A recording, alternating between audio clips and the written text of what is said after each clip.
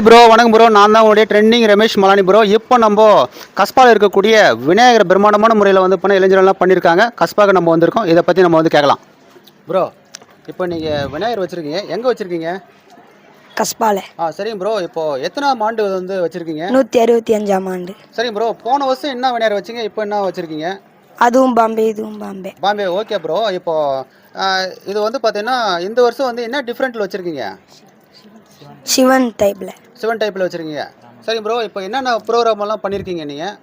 இப்போ அன்னதானம் பண்ணியிருக்கீங்களா?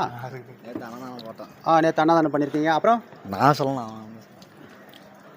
வேற நேற்று அன்னதானம் பண்ணோம். இன்னைக்கு வெள்ளம் கல்ல கொத்தம். கல்லெல்லாம் குத்துறீங்க. எல்லாம் சிறப்பான முறையில் வந்து பண்ணியிருக்கீங்களா?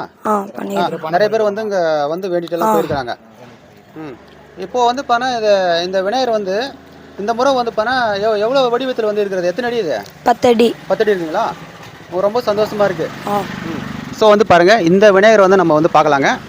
இங்கே பாருங்கள், அதாவது ராமர் கோயில் நம்ம சொன்னோம்னா கண்டிப்பாக வந்து இந்தியா முழுவதும் வந்து பேசக்கூடிய அளவுக்கு வந்து இருக்கக்கூடிய ராமர் கோயிலுக்குள்ளே வந்து அதனுடைய பிரம்மாண்டமான முறையில் நம்ம விநாயகர் வந்து இருக்கிறாரு. அதனுடைய விநாயகர் வந்து பாருங்கள் எவ்வளோ சூப்பராக இருக்கார், கம்பீரமாக இருக்கிறாரு பாருங்கள். ரொம்ப ஆக்ரோஷமான முறையில் வந்து சூப்பராக இருக்கிறாரு. இதை பார்க்குறதுக்கு நமக்கு வந்து நமக்கு சக்தி வந்து கிடைக்கிற மாதிரியே இருக்குது. அதை பார்க்கும்போது அந்த அளவுக்கு வந்து கஸ்பாவில் இருக்கக்கூடிய இளைஞர்கள்லாம் சேர்ந்து அவ்வளோ அருமையான முறையில் வந்து வச்சுருக்கிறாங்க.